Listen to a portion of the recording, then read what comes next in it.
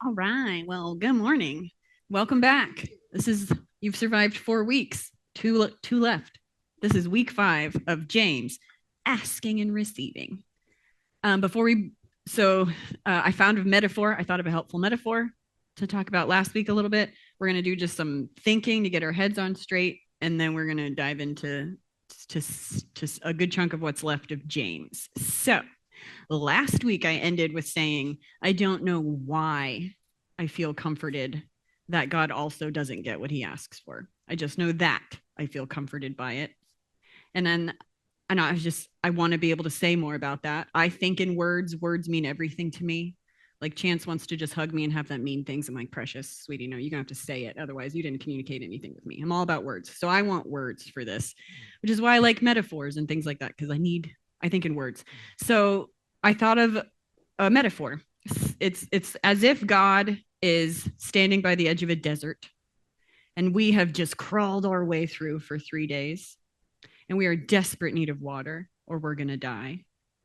But we think he who has a cup in his hand is the enemy and that he's holding poison. And so what does he do? He takes a drink. And then we see that he doesn't die. And then maybe we can drink too. That's why. I think whatever's happening in that metaphor is the reason I feel comforted that he also says no. Because it doesn't end him, or he hears no. It doesn't end him. It doesn't ruin the plan. It doesn't kill anything. And I'm going to take that as a sign that when I don't get what I ask for, the plan is not ruined. He is not ended. I am not ended. Everything is fine. Yeah? Yeah? I think that's what's happening there in my comfort. So I just thought that was fascinating.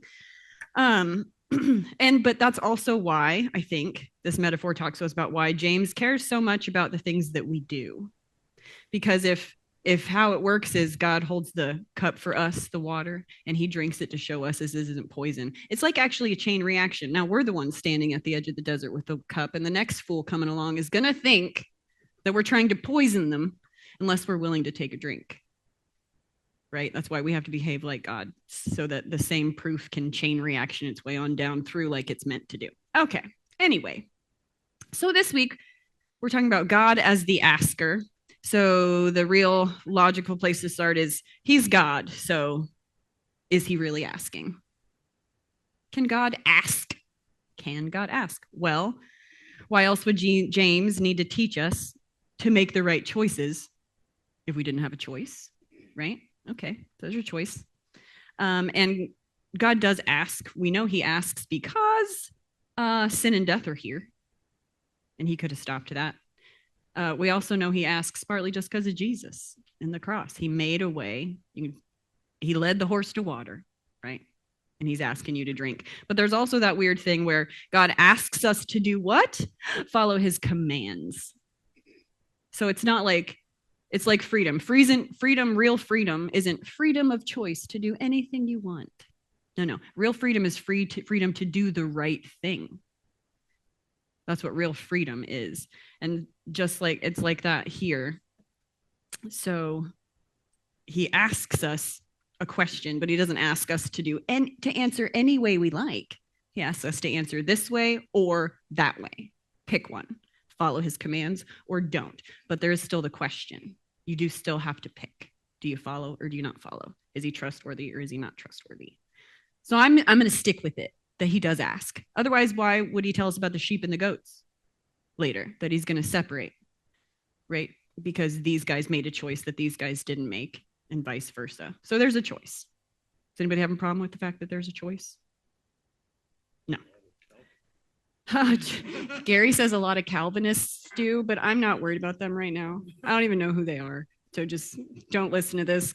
Click to the next YouTube video. Calvinists, we aren't for you. Okay.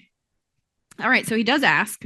He's up there. He's asking for things. He hears no. It doesn't kill the plan. That's comforting. How does he decide what to ask us for? Because if it's just like whims or like willy-nilly, then I don't want to suffer for those. That doesn't sound fun. But if we'll remember, to week 1 of this week, I referenced Dave and Doc's Leviticus class where it said your morality is dictated by what you worship. Okay, that sounds like fancy jargon. Your morality is dictated by what you worship. Okay, all right. So my study Bible, when it refers to the law in James, it says that the law is the expression of the character and will of God. Or how I've defined it before. I taught an Exodus class once, and I said, I think the law is the way you would naturally behave if you naturally loved properly. So if we loved how God loves, which is how love was made to work, which is how we were made to work before sin came and messed us up, if we did that, we would naturally never take from somebody something that was theirs. We would naturally never hurt them. We would naturally never do these things. Love would not allow it. But since we did not have this love anymore, it had to be codified and make us itch and be all gross because we don't love properly. And that's why I think God says, be holy as I am holy, because he's not just making up hoops to see if you'll jump through them. He made a reality whose structure we've been analyzing and is telling us the truth about it, even though we're being lied to about it. So I think we need to be holy as God is holy. He's not arbitrary. There's a reason he asks us to do what he asks. And the reason he asks us to do these things is, I think, that there is a minimum of level of conformity required to have a relationship. For instance, Chance and I cannot live in different cities and have the relationship we have. I mean, some married people do this, so it's not like you can't be married. Metaphors break down, but you know what I'm saying, right? Like there's a level of conformity. If he decided murder is a great life plan, that would be unconforming to me in such an extent that our relationship would break down, right? There's a minimum level of conformity that has to happen. And that's because I am me and he is him, and we have to find a way to be we. And that kind of works with God too, except for that he doesn't want us to find ways to join us. We all join him because he made ways. His ways are for us, so we don't have to. Anyway, okay. So he asks us for what he asks because he built what he built and he is who he is. But what does he ask us for? There is so much to say about what God asks us for in James. How do I do it? Do I break it down in themes? Self-deception, your words, money. I don't know. There's a lot. So first we're going to play with the idea of the law for a second, and then we're going to break it down into some themes. So James 2, I didn't print you guys. I have all 5 chapters printed in my big right here with some color codes. I was going to tape them up on the whiteboard, but I forgot it was busted. So I'm not going to do that. But James 2, 8 through 13. If you really keep the royal law found in Scripture, love your neighbor as yourself, you are doing right. But if you show favoritism, you sin and are convicted by the law as lawbreakers. For whoever keeps the whole law and yet stumbles at just one point is guilty of breaking all of it, because he who said, you shall not commit adultery, also said, you shall not commit murder. If you do not commit adultery, but do commit murder, you have become a lawbreaker. Speak and act as those who are going to be judged by the law that gives freedom, because judgment without mercy will be shown to anyone who has not been merciful. Mercy triumphs over judgment. The law that gives freedom is weird to me, because the way I interact with the law, it gives captivity. Right? When you call the police, you do it so they can come restrict someone's freedom. There is also the thing, though, with no police, you don't have a free society because you can't walk safely down the street. So I get that there's like a wah, wah, wah. So how does the law bring the freedom? In human societies, it brings it by bringing the punishment. Okay. All right. Interesting thought. Let's see. I also would like to read. This is chapter 4, 11. Brothers and sisters, do not slander one another. Anyone who speaks against a brother or sister or judges them speaks against the law and judges it. When you judge the law, you are not keeping it, but sitting in judgment on it. There's one lawgiver and judge, the one who is able to save and destroy. But you, who are you to judge your neighbor? Okay, that sounds awesome. That sounds like don't be judgy. Great. But it also says some super confusing things. When you judge the law, you are not keeping it, but in sitting in judgment on it. Okay. That's not what it feels like I'm doing when I tell you you're being an idiot. Hey, you're being an idiot. It feels like I'm judging you. So how is it that I'm judging the law? How does that work? Well, okay. Speak and act as those who are going to be judged by the law that gives freedom. Okay, so it doesn't feel like the law gives freedom, except for in that weird roundabout backwards way. But let's think about this for a minute.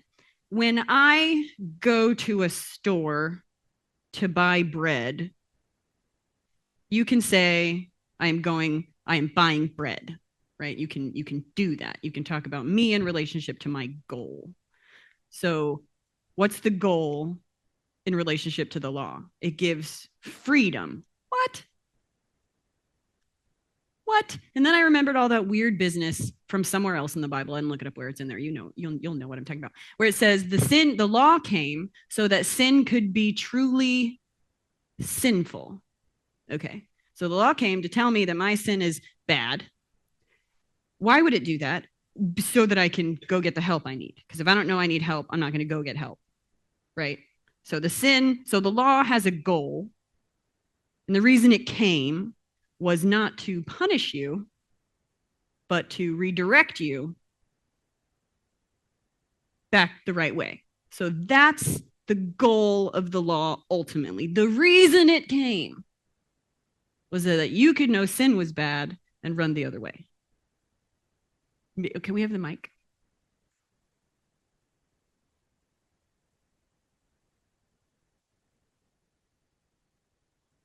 Do. Evan wasn't prepared. Do. Judging and judging. No, just kidding. We can't judge you or slander you because then we'd be sitting in judgment on the law, and I'm not even sure what that means yet. Cheryl. Yeah. Hold on.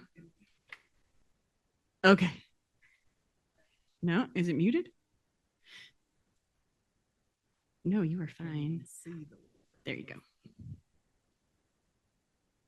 After that long a pause, it's amazing I still remember what I wanted to say. I actually don't remember the last couple of words you said, but my immediate thought was, in fact, we wouldn't even know what sin was. Yes. If we didn't have a law. Exactly. Yeah. I also get to reference another one of my old Bible classes. I did Death's Door last year. It's Death's Door, and one of the things we find at Death's Door is insult. Because it can be insulting to be told, go get saved. If you're like, I'm fine. What's your problem? So there is an insult there. So we do have to know that. So the law has a purpose. It came to fulfill this purpose, to be like, hey, you're actually walking straight towards a cliff. Is there a weird sound? Yes. What is it? Is it us? Is it the system? It stopped. No. Do we care? Is everyone okay? Can I just keep going? A toy, maybe. There's a weird sound in the room. Yeah, that's right. Stinking, pesky good hearing. Okay.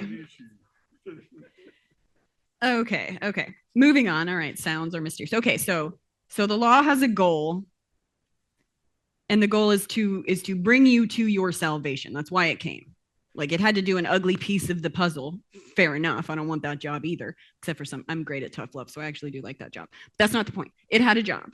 It was tough love so that you could be saved. Okay. All right. Let's read this bit again. Brothers and sisters, do not slander one another. Anyone who speaks against a brother or sister or judges them speaks against the law and judges it. Okay. When I slander you, I've said bad things, right? My brain is going to, I'm condemning you. I am tattling on you and I want you in trouble. I'm using the law and I'm saying, hey, They did a bad thing. They did a bad thing. They're bad. Let's use the law to punish them. I am now judging the law's goal. I am stealing its goal from it. I am saying, no, no, law. This loser doesn't need to be aware of their loserness so they can be saved. Nay, nay, we need to just use you to squash them or fix them or change them. Law, that's what you do. Get in here and do it. Ooh, but that's not what the law is trying to do. It is trying to bring mercy. It is trying to have mercy triumph over judgment. The law is not on your side, and you are against it as an enemy when you want to bring down someone using the law. Now, if you want to bring them life using the law, you go right ahead. It's on your side.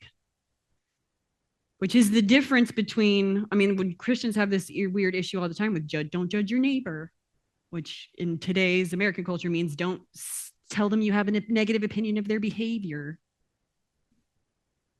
But love demands we tell people when we have a negative opinion of their behavior so that it can quit being negative, because that's what the law does. That's what love does. It sends the law to turn you around, not to usher you more quickly toward the cliff or to squish you or to kill you, to save you. That's how a law can be a law that brings freedom. And that's how we can speak and act as those who are going to be judged by that law that gives freedom, because judgment without mercy will be shown to anyone who has gone against the law. And not in the way we think, not like I went against a piece of the law and therefore I broke it. Nay, nay, nay. But if we go against the law's ultimate goal, then you are standing in judgment on the law, and you should be real scared, because that's a terrible idea. I like that one was fascinating to me, because it took me so long to like stand in judgment on the law. What does that mean? Because you keep, as a human, I keep wanting to go back to an individual. What does it mean for you? Well, stop that. It has one goal for everybody, and it's trying to do that goal. And if you get in the way, you're being an idiot. Don't do that. Okay. All right. So, okay. Yeah, if we want to convict using the law, when that is not the law's goal, we are deeming the law's real goal unworthy. And that is what it means in 4:11 through 12, which is what I read, right? I did, didn't I? That's 5. That's 4. Yeah, did. Good. Okay. So now there are a few things, James says a lot of things in the negative, which is why I like him so very much. I'd rather him tell me don't do than him tell me do, because don't do is slightly less scary, and I just get it. People tell me that more often, what not to do than what to do. I'm fine with it, comfortable with it. But he does have a few spots in here where he tells us what to do. He tells us what God does ask for, and I think we can use them to kind of talk about the rest of what's in James. So he says, religion that is, but the wisdom that comes from heaven is first of all pure. Well, this is not the one I want to do first. Then peace loving. We'll get that one in a second. Where did you go? Mercy triumphs over judgment, impartial and sincere, blah, blah, blah. Seriously. I printed out the whole book.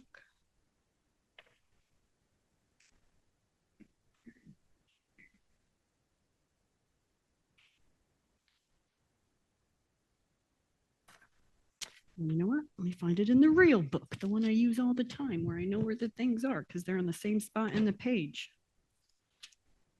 Okay. That one. Here we go. No, yeah, it's this one. Religion that God our Father accepts as pure and faultless is this: to look after orphans and widows in their distress, and to keep oneself from being polluted by the world. Now, if you could just understand that completely and follow it the first time, you quit reading James. Just stop. Go away. Okay. So to look after orphans and widows in their distress. James talks to rich people a decent amount. He's not always angry with them, but it does seem to be less obvious to humans the danger that we're in, the trials that naturally surround us when we are rich. So I think that's why he says a little bit more to rich people. He has to explain it. Like, you're a little bit in danger. You're a lot in danger. You're not like their trials are obvious. Your trials are huge, just less obvious. Here they are. But he also says some pretty rough things to the people who are using their wealth incorrectly. If you'll allow me, I'm going to read you what he says about money. He says, believers in humble circumstances need trials. No problem. They can just take pride in their low position. Rich people also need them. They can take pride in their humiliation, since they will pass away like a wildflower. For the sun rises with scorching heat and withers the plant. Its blossom falls and its beauty is destroyed. In the same way, the rich will fade away, even as they go about their business. So they have trials too. It's all good. My brothers and sisters in our glorious Lord Jesus Christ must not show favoritism. Suppose a man comes into your meeting wearing a gold ring and fine clothes, and a poor man in filthy old clothes comes in. If you show special attention to the man wearing the fine clothes and say, here's a good seat for you, but say to the poor man, you stand over there or sit on the floor by my feet, have you not discriminated amongst yourselves and become judges with evil thoughts? Listen, my dear brothers and sisters, has not God chosen those who are poor in the eyes of the world to be rich in faith and to inherit the kingdom he promised those who love him? But you have dishonored the poor. Is it not the rich who are exploiting you? Are they not the ones who are dragging you into court? Are they not the ones who are blaspheming the noble name of him to whom you belong? What good is it, my brothers and sisters, if someone claims to have faith but has no deeds? Can such faith save them? Suppose a brother or sister is without clothes and daily food. If one of you says to them, go in peace, keep warm and well fed, but does nothing about their physical needs, what good is it? In the same way, faith by itself, if not accompanied by action, is dead. Now listen, you rich people, weep and wail because of the misery that is coming on you. Hold on, I need to add one line to that for it to make sense. If anyone then knows the good they ought to do and doesn't do it, then it is sin for them. Now listen, you rich people, weep and wail because of the misery that is coming on you. Your wealth has rotted, and moths have eaten your clothes. Your gold and silver are corroded. Their corrosion will testify against you and eat your flesh like fire. You have hoarded wealth in the last days. Look, the wages you failed to pay the workers who mowed your fields are crying out against you. The cries of the harvesters have reached the ears of the Lord Almighty. You have lived on the earth in luxury and self-indulgence. You have fattened yourself in the day of slaughter. You have condemned and murdered the innocent who was not opposing you. That's what he says blatantly to rich people. He seems to be saying that whatever you have, you're supposed to use it to provide for who doesn't have. God's provision is coming through you, and if you stifle it, you're fatting yourself. Fatting yourself like the fatted calf in the day of slaughter. Good for you. Is that really what you want to do? Not smart. So the good gifts he meant that he gives to any of us are for all of us. But if we are what stops them from getting to the people he's giving them to through us, yeesh. I don't want to do that. That should be a problem. And he does interesting thought because he sounds angry at the rich people, to my mind, especially in this one. Listen, my dear brothers and sisters, has not God chosen those who are poor in the eyes of the world to be rich in faith and to inherit the kingdom he promised those who love him? He just said a really good thing about poor people. And my brain adds in the opposite of rich people, but he doesn't say that. And I like the idea of the famine mentality where we think, oh, God took this, and that was the only good that. I'll never have another good gift. No, calm down. God is better than that. He has more gifts. And if he wanted to say in this paragraph beautiful things about faithful rich people, I think he could. Why couldn't he? You rain my provision down on the earth. Your arms protect my people whom I love. He could have done anything to a faithful rich person. And there's some in the Bible. So I think he was just saying right here, hey, God loves the poor people. What are you doing? He wasn't also accidentally, without saying it, insulting the rich. Now, he does have some pretty strong language for these rich people back here in chapter 5, but he's telling us what they're doing.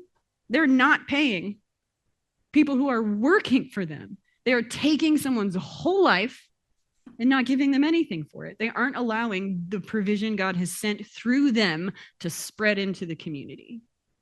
They're not doing it. All right, so that's bad. And I don't have a lot of money and I've never thought about it that much. So those are the beginning ends of my thoughts on what James says about money. That seems to be all he's saying. Does anybody else have any thoughts, comments, questions, concerns? Alicia has something. Alicia has something. Heaven.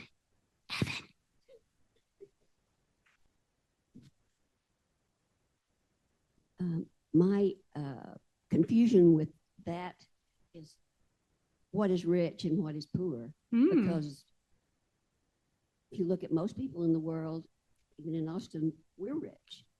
So I don't know. That's always given me a problem. Which is, yes, I think that's the exact attitude James is talking about here. He's saying the stuff you have, your money, your home, your sheep, your gold, your seeds in the land to plant them in, none of that is keeping you safe. None of that will love you back. None of that do you take with you. All of this serves the one thing we're doing. What are we doing here? We're loving each other and we're loving the Lord. So if you're not using your stuff towards that end, then you probably don't have anybody. And therefore you have nothing that actually matters. And therefore you are poor. So I think that's right. And then he says, has not God chosen those who are poor in the eyes of the world to be rich in the spirit? Which would you rather? And that I say that flippant, but it's scary and hard. And that's what all James is about. Would you rather deal with some trials that might be not awesome, knowing correctly what makes you rich and poor and carrying it on to eternity wonderfully? Or are you going to be afraid? Are you going to get messed up? Are you going to be deceived? Which brings us to the second half of this positive instruction, which is to keep oneself from being polluted by the world. What does that mean? It can mean lots of things. Pick your favorite sin, and that's probably what it means to you. But I think this is why he talked about Job, and this is why I talked about Job at the end of last week when I said, there must be something wrong with the way I love because I am unhappy with the end of Job. I feel the tension with some replacing people. And so obviously love and loyalty go together, obviously. But there does seem to be a line you can cross where I would never leave you, I would never harm you, but if I lose you, humans have this draw to just continue staring at the empty space and hurt and just keep hurting as if that's how you continue to love the person, as if that's the right behavior. And I think that's the line. That's where it goes wrong. What is that? You're not supposed to do that. I don't know what that is. But understanding what I do and do not know, not being deceived, having wisdom, I think is a good step in not being polluted by the world, not letting it tell me what love is, not letting it tell me who I am, who God is, what is true. So my mom, when I was growing up, punished lying worse than anything else you could do because she said it did everything you could do. Because if you lied, you stole from someone, you stole their chance to respond to the truth. If you lied, you hurt them. If you lied, you took relationship. If you lied, you probably stole an object. Like everything, lies come with everything. Lie was the worst thing you could do at my house. And if you did one of those dumb things and you told the truth about it without lying about it, you still got punished, but like way less. Because she would punish the lying. And I didn't know this was my favorite verse in James, but I'm pretty sure it is. That he gave us birth through the word of truth so that we could be the first fruits of kind of all he created. I think the truth is wildly important. And I think it's important in James. And I think that's why he cares about us not being deceived. Self-deception is a big deal. He wants us to see the world clearly. So I would like to read to you what he says about clear thinking and wisdom and all that jazz. When tempted, No one should, well, hold on, I should have done this one. Consider it pure joy, my brothers and sisters, whenever you face trials of many kinds, because you know that the testing of your faith produces perseverance. Let perseverance finish its work so that you may be mature and complete, not lacking anything. If any of you lacks wisdom, you should ask God, who gives generously to all without finding fault, and it will be given to you. But when you ask, you must believe and not doubt, because the one who doubts is like a wave of the sea, blown and tossed by the wind. That person should not expect to receive anything from the Lord. Such a person is double-minded and unstable in all they do. When tempted, no one should say, God is tempting me, for God cannot be tempted by evil, nor does he tempt anyone. But each person is tempted when they are dragged away by their own evil desires and enticed. And then, after desire has conceived, it gives birth to sin, and sin, when it is full grown, gives birth to death. Do not be deceived, my brothers and sisters. Every good and perfect gift is from above, coming down from the Father of the heavenly lights, who does not change like shifting shadows. He chose to give us birth through the word of truth, that we might be a kind of first fruits of all he created. Do not merely listen to the word and so deceive yourselves, but do what it says. Anyone who listens to the word but does not do what it says is like someone who looks in a mirror and after having looked at himself goes away and immediately forget what he looks like. But whoever looks intently into the perfect law that gives freedom and continues in it, not forgetting what they have heard, but doing it, they will be blessed in what they do. Those who consider themselves religious and yet do not keep a tight rein on their tongue deceive themselves, and their religion is worthless. Religion that God our Father accepts as pure and faultless is this: to look after orphans and widows in their distress, and to keep oneself from being polluted by the world. Who is wise and understanding among you? Let them show it by their good life, by deeds done in the humility that comes from wisdom. But if you harbor bitter envy and selfish ambition in your hearts, do not boast about it or deny the truth. Such wisdom does not come down from heaven, but is earthly, unspiritual, demonic. For where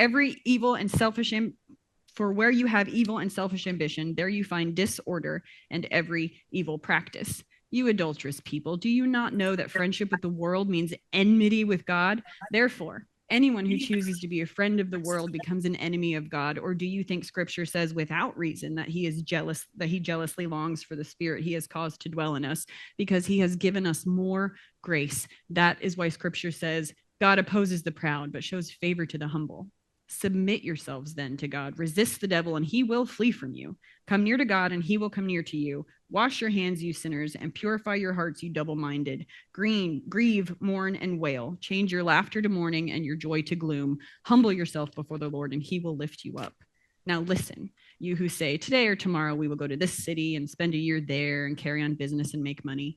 Why you do not even know what will happen tomorrow? What is your life? You are a mist that appears for a little while and then vanishes. Instead, you ought to say, if it is the Lord's will, we will live and do this or that. As it is, you boast in your arrogant schemes, and all such boasting is evil. My brothers and sisters, if any one of you should wander from the truth and someone should bring that person back, remember this: whoever turns a sinner from the error of their ways will save them from death and cover over a multitude of sins. Okay.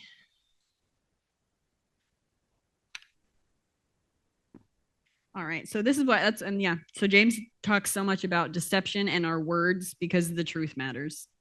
Because I think that's the problem. If we don't know who God is, if we don't know who we are, if we don't know what reality is, if we don't know what love is, if we don't know what hate is, if we don't know what's actually good, if we are not wise and understanding, then we won't know what to do. But he has told us what to do. And if we believe if we think it's true, we have to behave as though it's true. So, and it's also why he talks so much about our words. Words communicate the truth, mostly to, I think, ourselves. James doesn't seem to be asking us to use the law on anybody else. We just talked about how you can't use it against anybody unless you're using it wrong, right? So that's not the way to do it. So even if you wanted to use it on other people, the way like Bible bashing, that it's prohibited. You can't do that, but you can Bible bash somebody carefully, and that person is you. And I mean, like, if I had known 15 years ago what would have got Chance's attention, I'd have got it sooner. You know what I mean? Like, I needed a test to like show, what do I do? Is this working? I had no feedback. I needed a test so I can know if I was wooing him correctly, which I wasn't. But that's not the point. This is that gift of the Lord.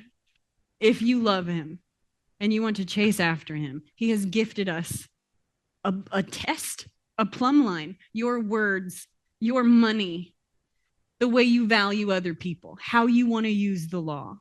All of those can tell someone if you're wooing the Lord correctly. And the only person they're really meant to tell is you, so that you can adjust, or so that you can run after your friend who needs to adjust and come with you. But never, ever, ever to separate us, never, ever, ever to hurt us. That's not what the law does. The law came to give freedom, and mercy triumphs over judgment. And that's also, I think, a key to this. One of the things James is asking us for is extreme self-honesty. Because he says, if you do stumble about with, you do have an issue with bitter envy and selfish ambition, what should you do? He says, who is wise and understanding among you? Let them show it by their good life, by deeds done, and the humility that comes from wisdom. But if, that's funny, he should say when. But when you harbor bitter envy and selfish ambitions in your hearts, he has instructions, no problem. So this happens, it's going to happen. What do you do? Do not, my favorite kind of instructions, yay, do not boast about it or deny the truth. Okay. All right. Boasting in the Bible was like a war thing. They did it like before battle, and they'd be like, our king, so we're going to win because XYZ thing. My muscles, our culture with rah, nah, right? That's what boasting was in general. And I'm sure they had practice at like little versions where like if you're about to do something hard, you do a little mini version and go, get ready or whatever. So don't do that. Don't make yourself feel better with words about your issue. Like, yeah, I'm kind of mean, but everybody needs a mean friend. Or, I protect the people. Nah, don't do that. Also, though, don't lie about it. Don't say, no, I'm not mean. I've never been mean a day in my life. What are you talking about? Extreme self-honesty. Who are you? What are you doing? Look at the law. Are you following it? It's okay. You can follow it. You know where it's going to lead you? Freedom. Mercy. It's a safe journey. You should go.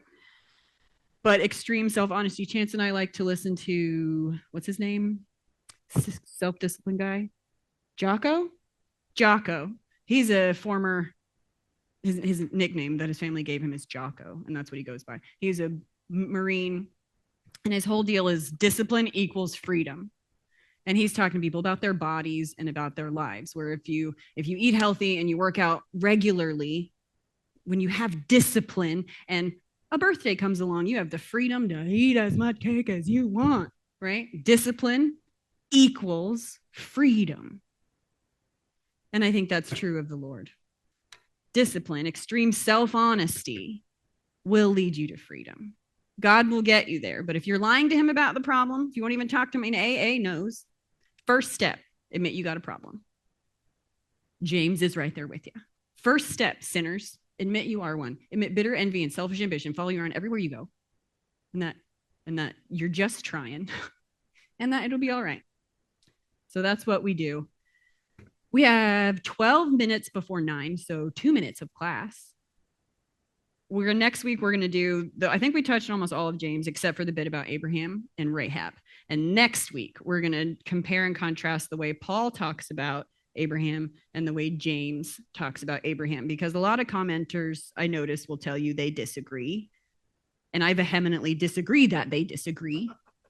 I read through Galatians, and chapter 2, I was like, I kind of get how maybe you think he's saying the opposite of James. And in chapter 3, I was like, okay, maybe. But then 4 and 5, he pretty much just summarizes James. So I'm like, I think this guy read this book. I think he's fine with it.